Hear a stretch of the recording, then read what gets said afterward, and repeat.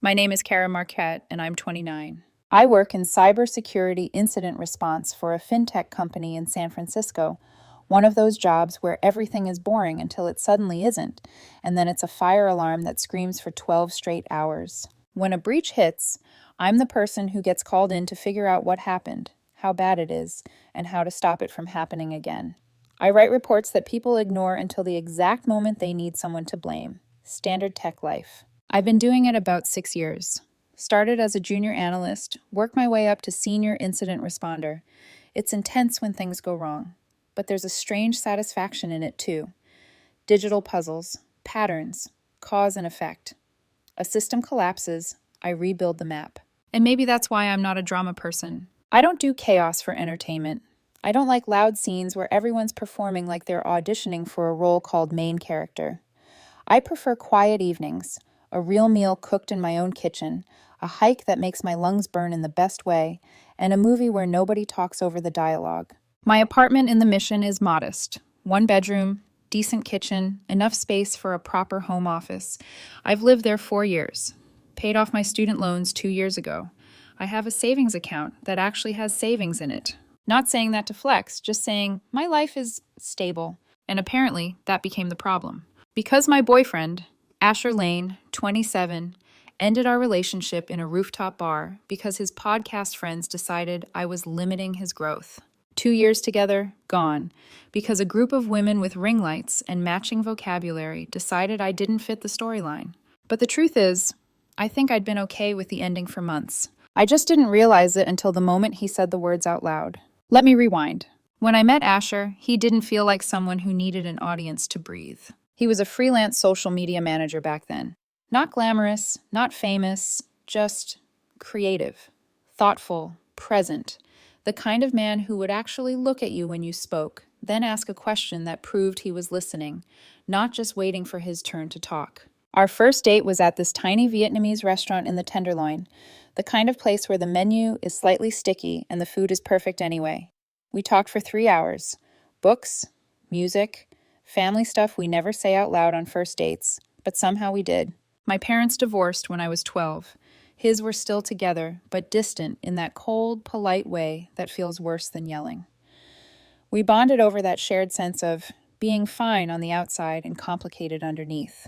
He laughed at my jokes about work, even the nerdy ones that usually make people's eyes glaze over. When I explained what incident response meant, he didn't interrupt to tell me how energy works or how capitalism is a trauma response. He just said, "That sounds intense. Do you like it?" And I remember thinking, finally, someone who asks about my reality instead of trying to rewrite it. The early days were genuinely good. We'd hit indie shows in Oakland, hole-in-the-wall cafes where they actually knew how to pull espresso, quiet hikes in Marin County where you can walk for miles without being forced into small talk with strangers. He introduced me to his favorite bookstore in the Haight. I showed him a taco truck near my office that only locals seemed to know about. Basic relationship stuff, but it felt real. About 8 months ago, we moved in together, into my 1 bedroom in the Mission. We split rent and utilities down the middle, even though I made more. Asher insisted. "I'm not looking for a sugar mama," he said, half joking but also dead serious. "I want a partner." That should have been my first sign of who he was, because by the end, he wasn't contributing anything close to half. Not money, not effort, not honesty. But I didn't know that yet. For the first year and a half, we had routines that felt like something you could build a life on. Sunday morning farmers market runs, cooking on weeknights, occasional trips up the coast, quiet evenings where we'd just exist in the same room without needing to narrate it. He was working freelance, decent money, nothing spectacular, and I didn't care. I've never cared about dating someone impressive. I cared about genuine. Then, 8 months ago, Asher got hired as a content producer for a podcast called Living Your Truth. It wasn't huge at first, just another modern dating / boundaries / toxic relationship show, the kind you listen to while folding laundry and forget 5 minutes later. But then it hit some algorithm sweet spot. Suddenly, they weren't getting a couple hundred downloads. They were getting 50,000. Sponsors started calling. The host started getting invited to women's empowerment events. The vibe shifted from fun project to movement. And Asher started shifting with it. The host, Vanessa Klein, was one of those charismatic thought leader types. Smart, polished, and dangerous in the way people are dangerous when they can make anything sound profound. Even repackaged common sense.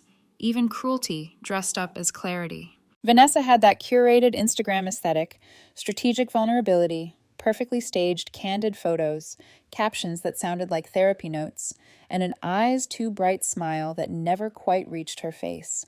Asher came home from recording sessions wired, talking a mile a minute about episode ideas and community engagement. His phone became permanently attached to his hand, and the language started creeping in. Little phrases at first. That's not serving me anymore. That energy doesn't align with my journey.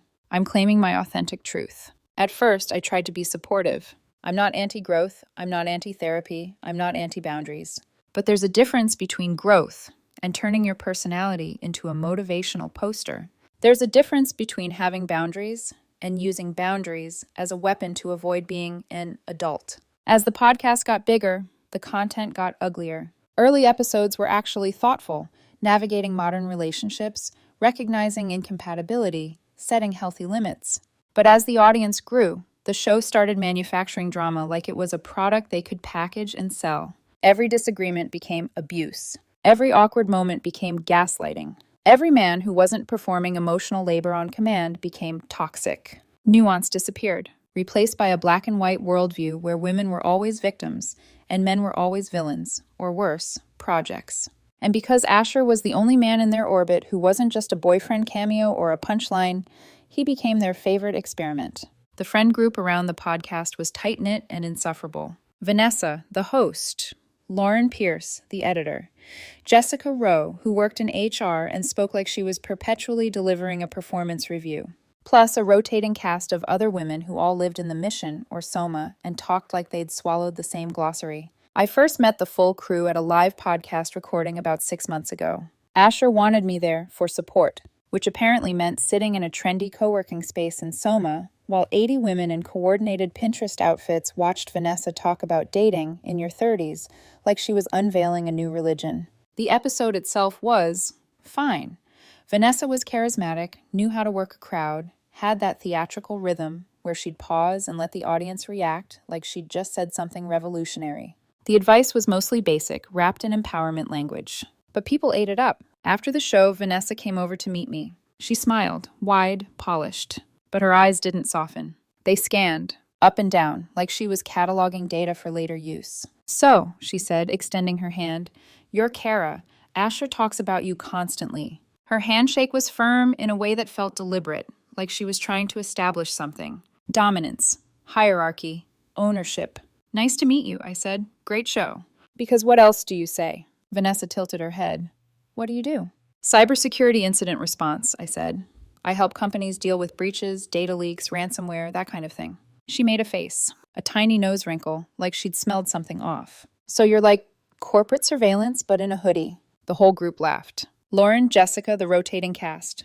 They all found it hilarious. I tried to smile, tried to keep it light, but it stung in that specific way where you realize someone just labeled you and filed you away in their mental cabinet of types. I was no longer a person. I was a category. It's more about protection than surveillance, I said evenly. Preventing breaches, responding when things go wrong. Vanessa's smile sharpened. Sure, that's what they all say. Asher laughed too. Small, nervous, like he wanted to blend in with them.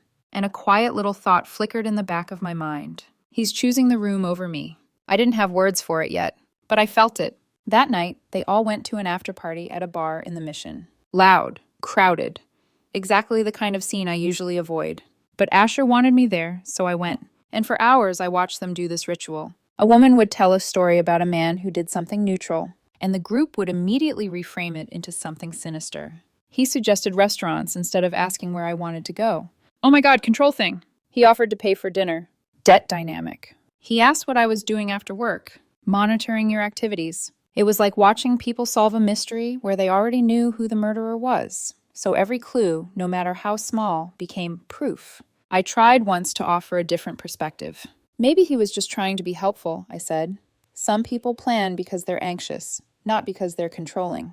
Vanessa looked at me like I'd just spoken a foreign language. Jessica's expression turned into HR concerned. That's an interesting perspective, Kara, she said, which translated meant, you're wrong. but we'll let you embarrass yourself politely." Lauren didn't even look up from her phone. "And Asher?"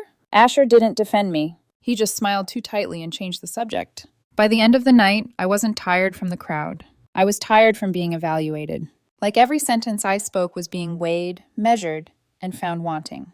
On the drive home, Asher said casually, like it was weather, "The girls think you are emotionally unavailable." I blinked. "What?" "They said you don't share enough." I almost laughed because I'd spent an hour talking about my parents, my childhood, work stress, my own flaws. But I hadn't cried. I hadn't performed vulnerability on command. So in their eyes, I was closed off. And that, without me realizing it, was the moment my relationship stopped being between two people and started being between me and a committee. And that committee was about to take my words, my tone, my private life, and turn it into content. I just didn't know how literal that was yet. If you've ever been in a room where you can feel people deciding who you are, before you've even finished a sentence, you'll understand what the next few months felt like. After that live recording, Asher's podcast crew didn't just dislike me. They profiled me. And the worst part? It wasn't loud at first. It was subtle. 1,000 tiny cuts, delivered with smiles and concern. It started with little comments Asher would bring home like souvenirs. "Vanessa thinks you're very logical." Not a compliment. The way he said it made logical sound like a symptom. "Jessica said it's interesting how you always stay calm." Again, not praise. More like, "Why aren't you performing the right emotions?" At first, I tried to laugh it off. I told myself they're just intense. They're in that self-help bubble. It's their brand. And honestly, I didn't want to be the girlfriend who tells her boyfriend, "Your friends suck," because that's how you become the villain in someone else's story. So I kept showing up. Not to every event, because I have a job that occasionally lights up like a Christmas tree at 2 a.m., but enough. Enough that they could study me. Enough that they could collect their evidence. One Friday, Asher asked if we could all hang out at our place. "Just casual," he said, "like a game night, low pressure." That should have been fine. I bought snacks, set out a board game, put on music at a reasonable volume, even cleaned my kitchen like I was preparing for a home inspection, because apparently I'm incapable of hosting without spiraling. They arrived in a pack, smelling like expensive perfume and certainty. Vanessa swept in first, eyes flicking over my living room the way a realtor scans for flaws. Lauren followed, already on her phone. Jessica brought a bottle of wine and a face that said she'd come to assess. At first, we did small talk. Sponsors. Episode ideas. A live show they were planning. Asher hovered near them like he'd been magnetized. I tried to join in. To be warm, normal. Vanessa turned to me mid-conversation, smile sharp. "So, Kara, what's your trauma?" I froze. Not because I don't have any. Everyone has something. But because she asked it the way you'd ask someone's major in college. Like trauma was a credential. "My parents divorced when I was 12, I said carefully. Vanessa nodded like she'd just checked a box. And how did that shape your attachment style?" I stared at her. It wasn't the question that bothered me. It was the assumption that she had the right to dissect me like I was a case study. "I don't know," I said. "I think it made me independent." Jessica leaned forward. "Independent can be a defense mechanism." "Of course it can. Everything can be." Lauren finally looked up long enough to murmur, "That's so real." Asher watched me, eyes bright, like he was proud this conversation was happening. Like this was intimacy. Like he didn't realize it felt like being cornered under fluorescent lighting. We played the board game for maybe 10 minutes before it died. Not because the game was bad, because nobody actually wanted to play. They wanted to talk. They wanted to analyze. They wanted to turn everything into a moment. At one point, Lauren laughed and said, "Wait, Kara, your vibe is so corporate." I blinked. "Because I work?" They all laughed like that was the cutest misunderstanding. Vanessa tilted her head. "No, like, you're very composed, very controlled." "Or," I said, keeping my voice steady, "I'm just not drunk." That earned me the first real silence of the night, a pause where I could feel them recalculating. Asher's mouth tightened. He reached for my hand under the table, squeezing it like a warning. And right then, quiet as a drop of water, I realized something. He wasn't squeezing my hand to comfort me. He was squeezing it to tell me to behave. After they left, the apartment felt like it had been invaded by perfume and judgment. I started cleaning without thinking, wiping down counters that were already clean, stacking glasses that were already stacked. Asher leaned against the doorway and said, "You didn't have to be sarcastic." I stopped. "Sarcastic?" With Vanessa. "She's just trying to connect." "By asking what my trauma is?" He shrugged like it was normal. "Babe, this is what we do on the show. It's not that deep." Something cold slid down my spine. Because it was that deep. They weren't friends talking. They were extracting material, and Asher was letting them. After that night, the pattern became unmistakable. Any small disagreement we had, small, normal, boring disagreements, would somehow come back to me wearing a new costume. One Tuesday, I got home from work late. An incident at my company had blown up. I'd been staring at logs for hours. Asher was on the couch scrolling his phone. "Hey," I said, dropping my bag. "I'm wiped. Can we do something easy for dinner?" He didn't look up. The girls wanted to go out. "I can't tonight." He sighed, not a normal sigh. A theatrical one, like a disappointed teacher. "Okay." I went to the kitchen and started making pasta, the kind of autopilot meal you make when you're too tired to think. 20 minutes later, Asher walked in and said, "Vanessa says it's a red flag when your partner doesn't want to engage with your community." I turned off the stove. "Excuse me?" He leaned on the counter, eyes earnest. "She thinks you isolate me." I stared at him, waiting for the punchline. "Kara," he said softly, "you always prefer small groups. You always want it to be just us. And when I'm excited about something, you act like it's exhausting." "It is exhausting," I said, voice low, "because it's not something, Asher. It's a constant performance." His eyes flashed. "See? That's what they mean." "They?" "My friends, my support system." I felt my heartbeat shift into that precise rhythm I recognize from my job. The one that says, "breach detected." Not in a server, in my life. "Are you talking to them about us?" I asked carefully. Asher's face did something quick, a flicker. Too fast to be innocent. "Kara!" "Are you talking to them about us?" I repeated. He exhaled. "I mean, yeah, sometimes. That's normal." Talking is normal. But the way he said sometimes made my stomach tighten. Because it sounded like often. And because his eyes weren't meeting mine. Then came the night that blew the door off the hinges. It was a few weeks later. Asher came home late from a group hangout, laughing at his phone. He was wired in that post-recording way, like he'd been on stage. I was in the kitchen making carbonara, one of the few dishes I'd mastered during our relationship. "What's funny?" I asked. He giggled. "Vanessa's just doing her thing." I smiled faintly. "What thing?" And then he dropped it like it was nothing. "She says your word choice in text is low-key manipulative." I stopped stirring. The pasta water boiled over, hissing like a warning. "What?" Asher kept scrolling, still amused. "She said when you say, 'we should probably,' instead of 'I want,' it's like passive control. You're making it sound mutual when you've already decided." My hand froze over the pan. "How does Vanessa know what I text you?" I asked. He finally looked up, and that's when I saw it. That half-guilty, half-defensive expression people get when they know they messed up. But they've already rehearsed their excuse. "It's not a big deal," he started.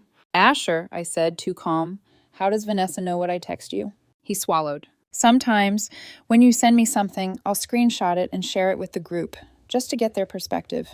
The kitchen felt like it tilted. "Your perspective?" I repeated. "On us," he said quickly. "On how we communicate. They're just helping me see patterns." Patterns. That word again. The word you use when you want to turn a human relationship into an evidence board. "Patterns in my word choice," he continued, voice rising slightly. "Like how you always make plans without asking me first." I stared at him. "I asked you last week if you wanted Thai," I said. He shook his head like I was missing the point. "You asked, but you'd already looked up their hours and knew they were open. So you'd already decided. You were just making it seem like you were asking." For a second, I couldn't speak. Because the logic was so warped it felt like trying to grab smoke. "That's called being considerate," I said finally. "Making sure a place is open before suggesting it." "Or," he snapped, "it's making decisions for me and disguising it as consideration." I turned off the stove. The carbonara was ruined, but it didn't matter. My appetite had died. I sat at our tiny kitchen table, hands flat against the wood, trying to keep my voice level. "So you've been sharing our private conversations with your friends." "They're my friends," he said. "I'm allowed to talk to my friends about my relationship." "There's a difference," I said, "between talking to friends and systematically sharing screenshots." He rolled his eyes. "Vanessa said you'd do this," he said. My breath caught. "Do what?" "Make it about privacy instead of acknowledging your behavior."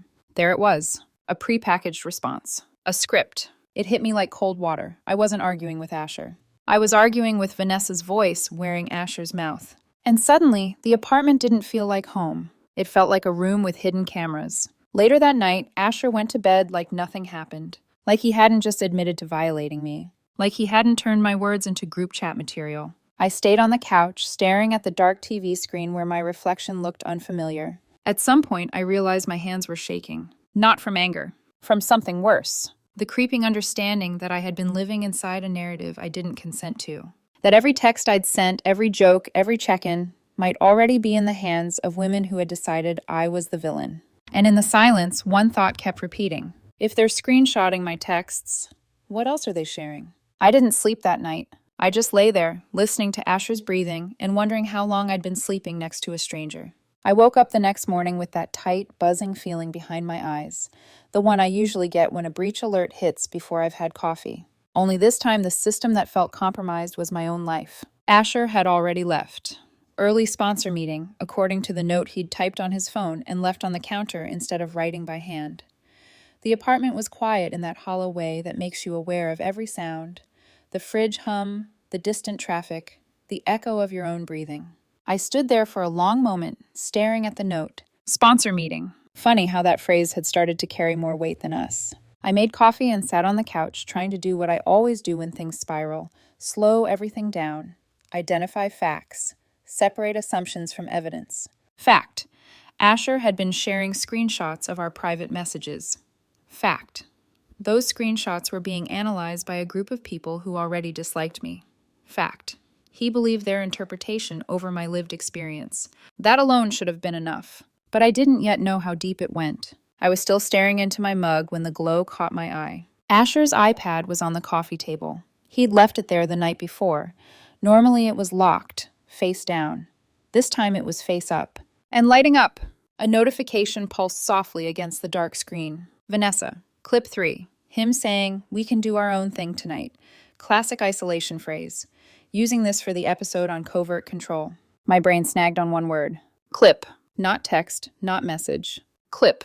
Like I was footage. Like I was material. I didn't touch the iPad at first. I just stared at it, heart thudding, every instinct screaming that if I crossed this line, something irreversible would happen. But here's the thing about me. I work in cybersecurity. When you see evidence of a breach, you don't look away to protect your feelings. You document. You verify.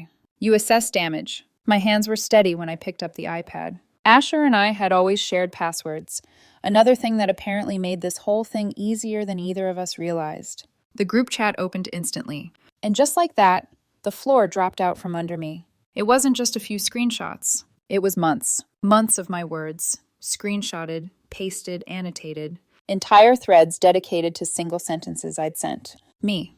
Hey, working late tonight. Want me to grab food on the way home? Vanessa. Notice how she frames it as considerate, but really avoids quality time. Working late is likely an excuse. Offering takeout prevents him from making plans with friends. Me. Thinking about booking Tahoe soon if you're still interested. Prices go up next month. Jessica. Urgency tactic. Creating artificial time pressure to force compliance. Me. That movie you mentioned is playing Saturday. Want to go? Lauren.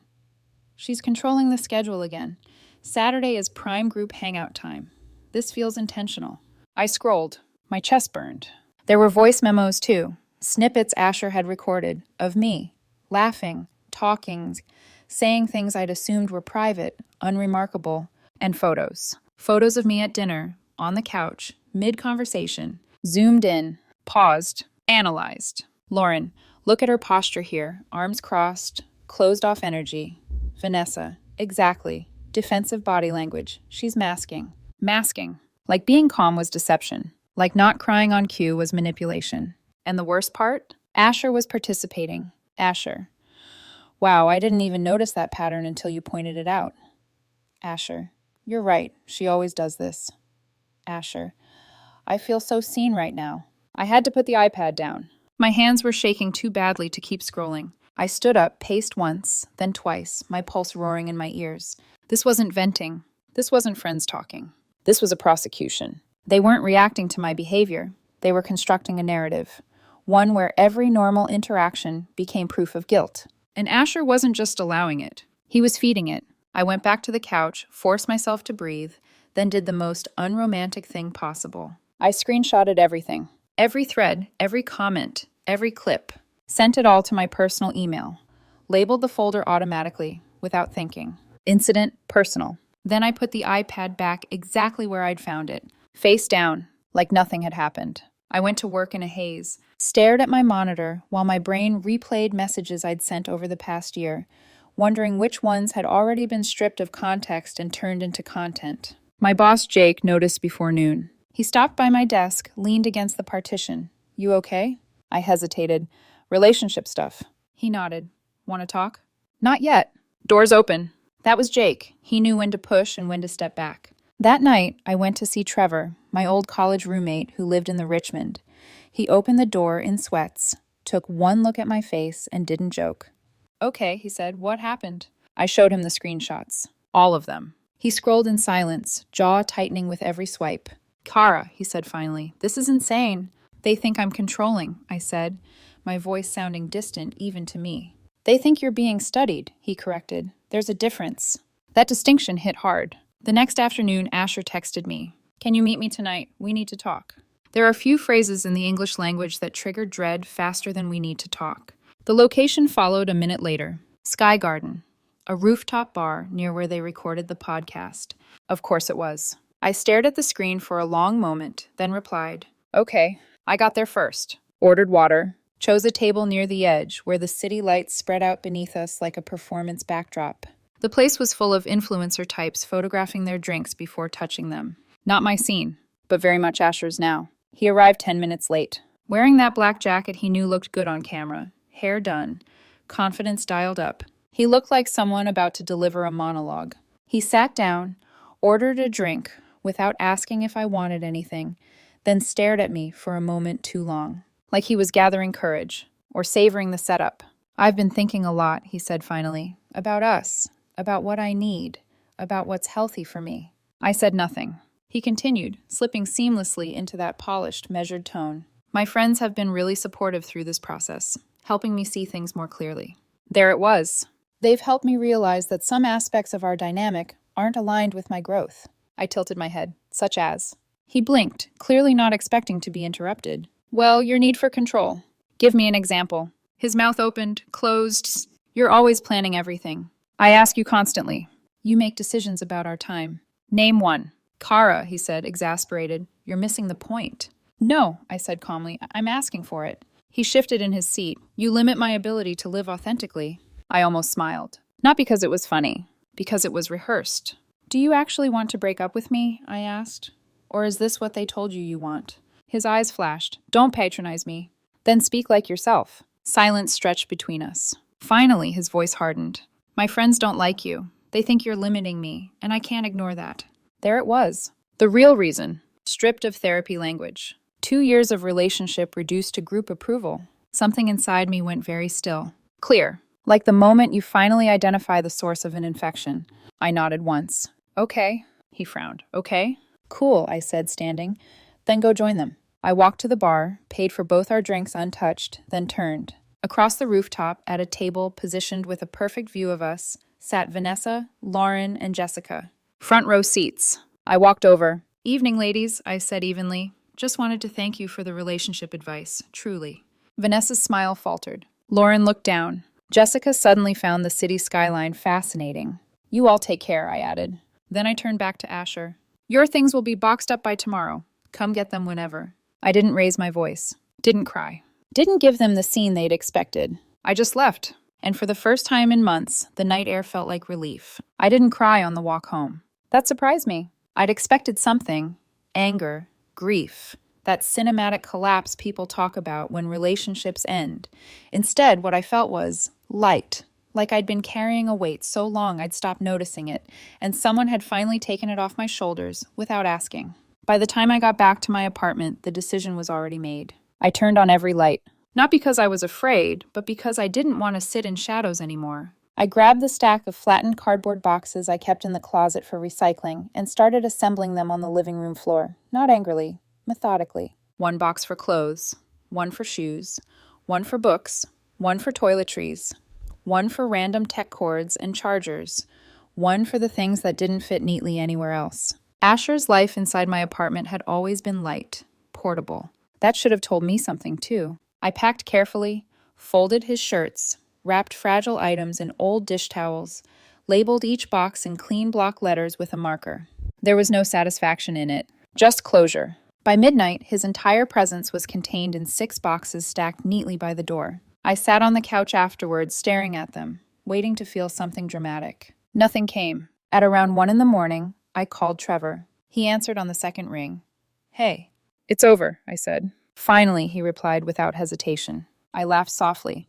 "Was it that obvious?" "You've been tense for months," he said, "like you were waiting to be accused of something." "I was," I said. "I just didn't know what yet." "You okay?" "Yeah," I said, and realized it was true. "Actually, yeah."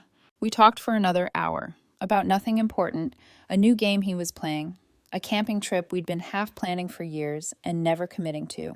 Normal conversation. No analysis. No dissection. I slept that night. Really slept. The next morning, Asher texted at 10:07 a.m. "Can we talk about this?" I stared at the message for a moment, then typed back. "There's nothing to talk about. Your things are ready. Let me know when you're picking them up." 3 dots appeared almost immediately. "You're really just giving up on us like this?" I felt a flicker of something then. Not guilt. Recognition. "You broke up with me," I typed. "At the request of your friends. I'm respecting your decision." A pause. "I thought you'd fight for us." There it was. The script he'd expected. The begging. The pleading. The dramatic proof that he mattered enough to suffer for. I set my phone down, took a breath, then replied, "I'm not fighting to stay in a relationship where my privacy is violated and I'm treated like content." No response. An hour later, he sent, "I'll come by this afternoon." I made sure I wasn't home. I went to the climbing gym instead, one of the few places where my brain fully shuts off. Jake was there, halfway up a wall, when he spotted me. He dropped down, unclipped, raised an eyebrow. "You look different." "Good different, or about to commit a crime different?" "Good," he said, "lighter." I smiled. "I feel lighter." We climbed without talking about it. Just chalk, grip, breath, muscle memory. At around 4, my phone buzzed. "Got everything. Thanks for packing it." That was it. 2 years of shared life reduced to a polite text. I blocked his number. Then I blocked Vanessa, Lauren, Jessica, every account connected to that orbit. Nuclear option. Sometimes you don't need closure. You just need a lock. The week that followed was strange. Not painful. Just quiet in a way I hadn't experienced in a long time. Mornings were mine again. No tiptoeing around while Asher slept off late-night recordings. No sighs about bathroom time. I made coffee exactly how I liked it. Took my time getting ready. Let silence exist. Work got easier, not because the job changed, but because my mind wasn't split between logs on my screen and anxiety in my chest. I stopped checking my phone every few minutes. Stopped rehearsing conversations in my head. During a meeting that Tuesday, Jake pulled me aside afterward. "You seem more present," he said. I shrugged. "Ended a relationship." He nodded slowly. "The podcast one?" "Yeah." "Good," he said bluntly. "She was exhausting you." I blinked. "You noticed?" "Everyone noticed," he said. "You get this look every time your phone buzzed, like you were bracing for impact." That hit harder than I expected. I thought I was hiding it. That Friday, Jake and Trevor took me out for burgers near the marina. Nothing fancy, just good food and cold drinks. "So," Trevor said, stealing a fry from my plate, "the podcast prince is officially gone?" "Yep." "Traded you in for content," Jake added. Classic. Trevor shook his head. "She treated your relationship like a reality show." "That's exactly what it felt like," I said. Jake leaned back. "What's next? Jump back in or take a break?" "Break," I said immediately. "I need to remember what it's like to just be myself." "Smart," Trevor said. "Also, we're doing that camping trip. October. Big Sur." I smiled. "Actual dates?" "Actual dates." Planning without fear felt revolutionary. 3 weeks later, we were driving down the coast, phones mostly ignored, windows down, music too loud. Just 4 friends, a campsite by the water, terrible food cooked over a fire, and arguments about tent setup that didn't turn into therapy sessions. On the last night, sitting around the fire, Trevor asked quietly, "You really okay?" I stared into the flames for a moment. "Yeah," I said. "Better than okay. I just wish I'd seen it sooner." "Hard to see when you're inside it," Jake said. Miles, who'd only heard the stories, shook his head. "Sharing your private texts without consent. That's not just toxic, that's illegal in some states." I snorted. "Don't even get me started. I work in cybersecurity. What they were doing would get people fired anywhere else." "Ever think about exposing them?" Trevor asked. I had. I had proof. Enough to cause real problems. But I shook my head. "No, let them eat each other. I'm done. 2 weeks after the breakup, messages started coming in. Friends, acquaintances. Is this about you? Are you okay? This episode is wild. The podcast had done an episode, not about me, about Kara under a fake name, titled When She Can't Handle Your Evolution. Vanessa spent 45 minutes painting a picture of a controlling girlfriend who isolated her boyfriend, manipulated his language, and couldn't handle a strong man's growth. Every normal behavior twisted, every boundary reframed as abuse. I didn't respond. The people who knew me didn't need convincing. The people who believed her never would. But Jake wasn't as zen about it. He left a review. Imagine violating someone's privacy by sharing their private texts without consent, then calling them abusive for having normal boundaries. Trevor added his own. The comments section exploded. Vanessa doubled down on Instagram stories about toxic women's friends and being silenced by internalized misogyny. The victim complex was Olympic level. About a month after the breakup, I got a DM from Lauren. Can we talk? I left it on read for a day, then replied, about what? We met at a coffee shop near my office. She looked smaller, uncertain. What we did to you was messed up, she said without preamble. I said nothing. Vanessa is brilliant at creating narratives, Lauren continued. But after you left that night, Asher fell apart. She convinced him he'd done the right thing. And you believe that? At first, she admitted. But editing the episode about you, none of it sounded that bad. You wanted to plan trips, preferred small groups. Where was the abuse? Why tell me this? I asked. Because it's not just you, she said. She's done this to others, and Asher's starting to see it. I nodded once. I'm sorry, Lauren said quietly. You deserve better. She left, and for the first time, I didn't feel the need to respond, because the truth didn't need defending anymore. 2 months after the breakup, my life didn't explode into something new. It settled, which after what I'd lived through, felt revolutionary. I stopped waking up with that low-level anxiety humming under my skin, the kind that makes you scan your phone before your feet hit the floor, just in case you'd missed something you'd need to explain, justify, or apologize for. Now, mornings were quiet. I took full lunch breaks again, ate without scrolling, walked without narrating, worked without wondering if my tone would be dissected later by people who didn't know me. I started climbing regularly with Jake and Trevor, not for fitness content, not for growth metaphors, just because it felt good to move my body and focus on something real. That's where I met Evan. He was a structural engineer, new to the gym, terrible at chalking his hands, quietly determined in a way I recognized immediately. We kept ending up on the same routes, nodding at each other, exchanging brief comments that didn't feel like auditions. One afternoon, after we both failed the same problem for the third time, he laughed and said, "Coffee?" Not networking coffee, not processing coffee, just coffee. We sat outside a cafe near the gym, sweaty and unpolished, talking about work, favorite hikes, and how neither of us understood people who filmed themselves crying in public bathrooms. I didn't tell him about Asher right away. I didn't feel the need to. When I eventually did, weeks later, he listened, eyebrows knitting together, then said simply, "That sounds exhausting." No analysis, no diagnosis, no attempt to turn my past into a lesson. Just acknowledgement. We started dating slowly, on purpose, cooking together, hiking without documenting it, movie nights where we actually watched the movie. I wasn't walking on eggshells. I wasn't bracing for interpretation. I was just myself. Meanwhile, the podcast universe started cracking. Lauren messaged me updates I didn't ask for. Sponsors quietly pulled out after reviews, questioned the ethics of using anonymous examples that were clearly pulled from real people's private messages. Then the real bomb dropped. Someone in Vanessa's inner circle realized she'd been secretly recording their private conversations too, saving clips to use as future content. They sued, and they won. The podcast didn't announce an ending. It just stopped. No new episodes, no updates. Social media went silent, like it had never existed. 4 months after the breakup, Asher emailed me. Subject line, no need to respond. I opened it anyway. It was long, careful, unpolished in a way that finally sounded like him. He'd moved to Portland, cut contact with Vanessa, gone back to freelance work for small local businesses, nothing public-facing. He wrote about how he'd outsourced his judgment, how he'd let someone else narrate our relationship because it was easier than trusting his own uncertainty. The line that stuck with me, "You were never controlling. You were never emotionally unavailable. I failed you." He didn't ask for forgiveness. He didn't ask to meet. He just wanted me to know he finally understood. I showed the email to Evan. He read it, nodded once, and said, Sounds like he's finally seeing clearly. That's good for him.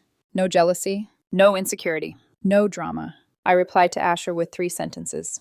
Thank you for taking responsibility. I'm glad you're in a better place. I wish you well. And that was it.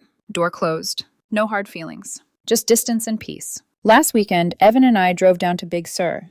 No itinerary. No photos until the end. Standing on the cliffs, the ocean stretching out below us, he took one picture and said, "You look lighter." He was right. I hadn't even realized how heavy things had become until the weight was gone. As for Vanessa, the empire she built on manufactured drama collapsed under its own contradictions. Turns out when you treat people's lives like content, eventually someone notices. And when you mistake control for clarity, the truth has a way of finding daylight. I didn't win by exposing her. I won by walking away, by choosing a life that didn't need an audience, and by remembering that peace doesn't need to be loud to be real.